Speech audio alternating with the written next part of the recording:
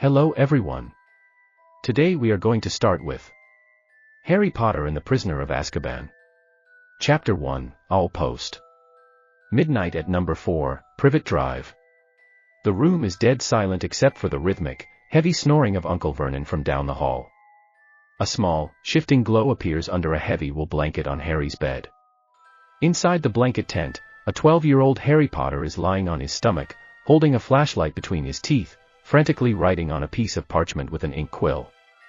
The book begins with an act of quiet rebellion. In the Muggle world, the Dursleys' hatred of Harry's magic has only curdled into deeper paranoia. Uncle Vernon has locked all of Harry's spellbooks, wand, and cauldron back in the cupboard under the stairs. Harry is writing an essay titled, A History of Witchcraft in the 14th Century, To Burn or Not to Burn, an essay on the ineffectiveness of witch burning. The book notes a fascinating piece of wizarding history here. Real witches and wizards easily escape the fires by casting a simple flame-freezing charm, making the fire feel like a gentle, tickling breeze. A witch named Wendelin the Weird loved the sensation so much she allowed herself to be caught 47 times in various disguises. Harry is taking a massive risk. If the Dursleys wake up and find him studying magical history at 1 a.m., he will be locked back in his room for the rest of the summer.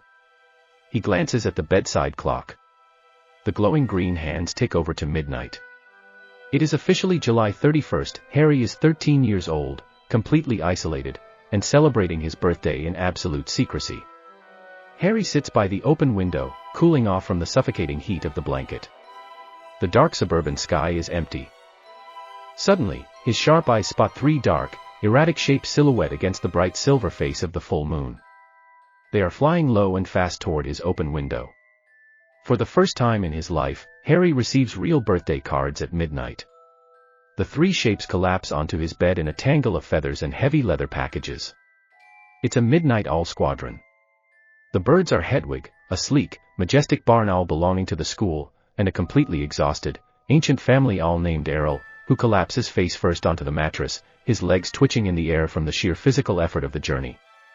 Harry unties the letters, realizing his friends haven't forgotten him. This moment establishes the deep bonds of the trio as they grow older, highlighting how their lives outside of Hogwarts are beginning to intertwine through the medium of the Owl Post. Harry tears open Ron Weasley's package first.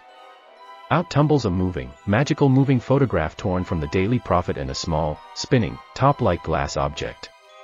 The newspaper clipping shows the entire Weasley family standing in front of a giant Egyptian pyramid, waving enthusiastically. Ron's letter explains a massive turn of fortune for his family. Arthur Weasley won the Daily Prophet Grand Prize Galleon draw, 700 galleons. They used the gold to travel to Egypt to visit Ron's eldest brother, Bill, who works as a cursebreaker for Gringotts Bank. In the center, Ron is waving, his pet rat Scabbers resting on his shoulder.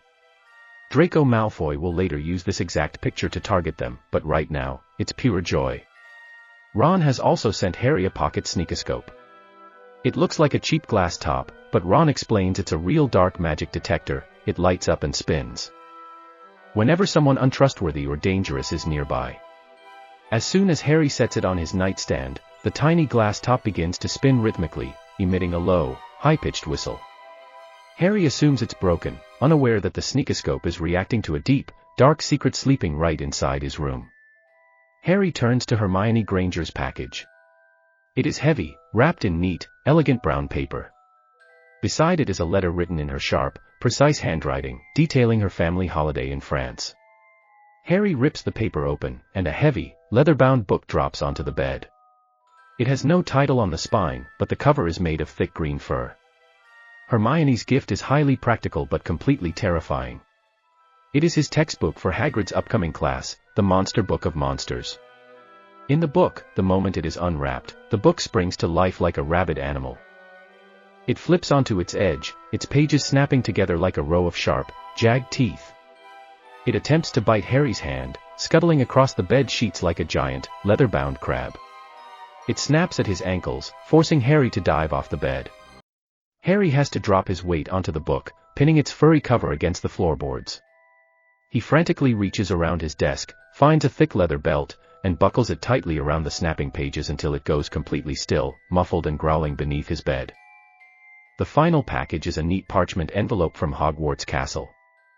Harry opens it to find his standard equipment list and a special green form, a permission slip for third-year students to visit the magical village of Hogsmeade on weekends. The form explicitly requires the signature of a parent or guardian. Harry looks at the signature line.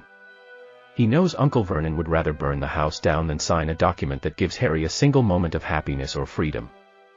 Harry walks back to his window, looking down at his desk. He opens the Daily Prophet newspaper that came with the mail. The front page features a large, grainy, moving photograph of a sunken-faced man with matted, elbow-length hair and deep, cavernous eyes. He is screaming silently behind a wooden prison sign. The headline reads, "Sirius Black escapes Azkaban." Muggle news channels have been warned about a dangerous armed fugitive, but the wizarding world is in an absolute panic. Harry stares at the screaming man's eyes, completely unaware that this fugitive isn't just running from the law, he is hunting for the very room Harry is standing in. The midnight study sessions are over, the monster book is chained up, and Sirius Black is loose in the wizarding world. Book 3 is officially underway in the vault, and the stakes have never been higher. What do you think of that wild, snapping textbook? Comment your thoughts down below. Hit that subscribe button, unlock the vault notifications, and join us next time as we dive into Chapter 2, Aunt Marge's Big Mistake.